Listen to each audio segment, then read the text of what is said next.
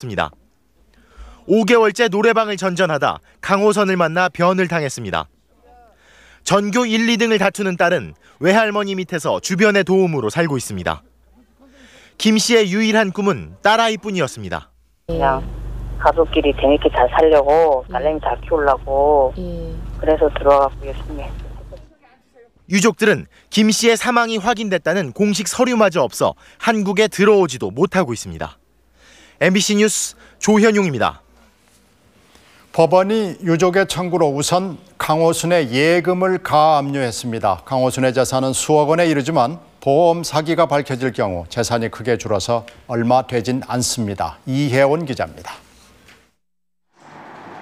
현재까지 확인된 강호순의 재산은 은행 예금 2억 8천만 원입니다.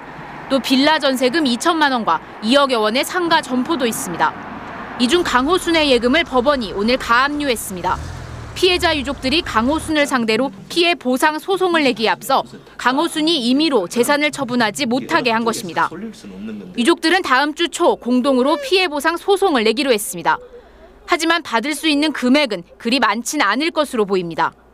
한 2억에서 3억 정도를 추산했을 때 10억 원은 최소한 넘는 액수가 그 피해자의 재산으로 남아 있어야 되는데 지금 확인된 재산은 그게 이르지 못하기 때문에 또 강호순의 보험 사기가 사실로 드러나면 보험회사에 돈을 환수해가기 때문에 유족들이 받을 수 있는 돈은 더 줄어듭니다.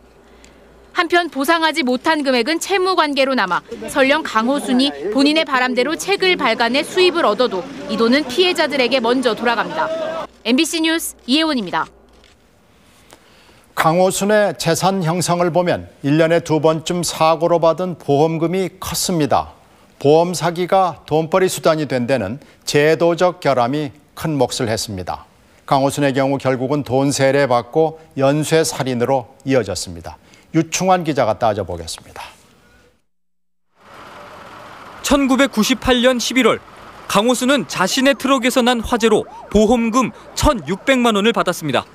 그리고 한 달 뒤 같은 트럭으로 가드레일을 들이받고 또 5,200만 원을 탔습니다. 이듬해 보험회사를 바꾼 강호순은 99년 5월엔 차량 화재로, 7월엔 차량 도난으로 모두 8,500만 원의 보험금을 수령했습니다. 특히 2000년에는 무려 13개 보험사에 상해와 생명보험 등 17개 보험에 가입한 뒤 차량 전복 사고로 5,100만 원을 받아냈습니다. 140일 정도 입원했다 하더라고요. 생명보험 9개인가 들었다고 하는데요. 알고 한 거죠. 사실 가능성이 아니라 알고 한 거죠. 그렇게 하는 경우는 없습니다.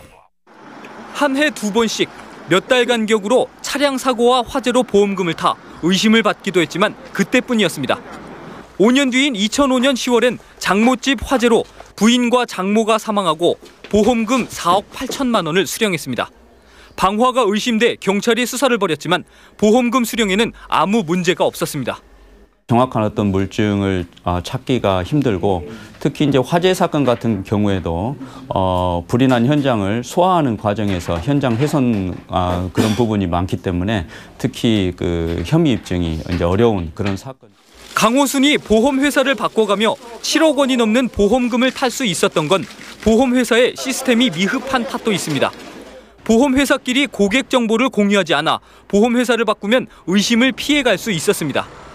보험회사 간의 정보 공유는 2년 전 생명보험사끼리만 시스템이 마련됐을 뿐 손해보험은 아직 구축이 안 돼 있는 상태입니다. 실제로 저희가 할 수 있는 게 없습니다. 거의요.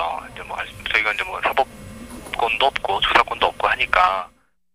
강호순의 수상한 보험 내역은 중대한 범죄 정보가 될 수 있었습니다.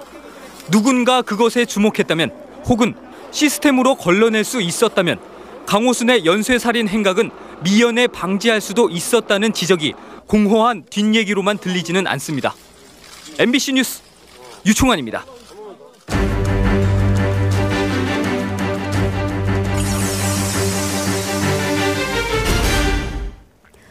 강호순과 같은 반사회적 인격 장애, 즉 사이코패스는 죄의식이 없어서 일반 범죄자보다 재범률이 8배나 높다고 합니다. 하지만 국내엔 이렇다 할 예방 대책이 없습니다. 선진국 경우는 어떤지